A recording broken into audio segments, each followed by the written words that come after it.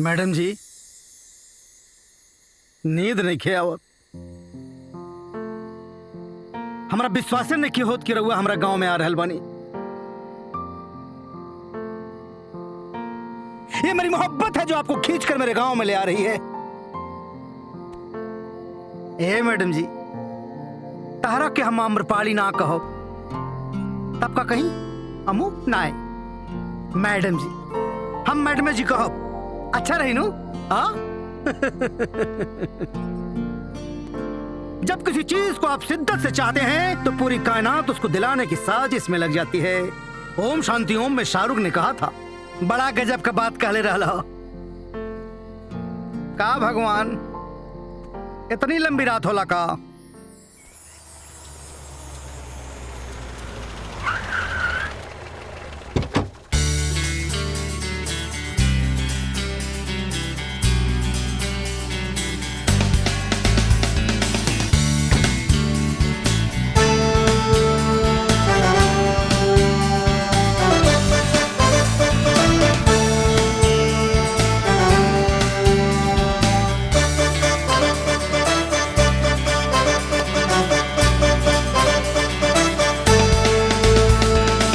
नमस्ते अमरपाली जी।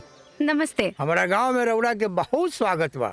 हमारे गांव में नाटक मंडली बा। अरे नाटक मंडली, हाँ हाँ आने मनकारी जल्दी आ। चल चल चल चल चल चल।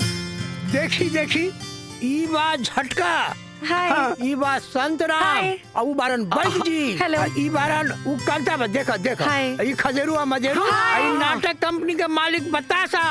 नमस्ते मैडम। नमस्ते। बताशा। बतासा मैडम, अब मिठाई होला, खायल जाला।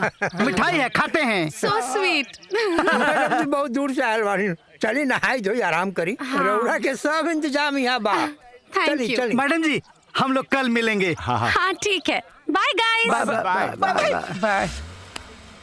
गाय, हाँ हमनी के गाय लोग तनी देखा उनका। बैल बोलिए मैडम जी। अरे बुर्बक बार मर्द तो नहीं लोगन। का बैल?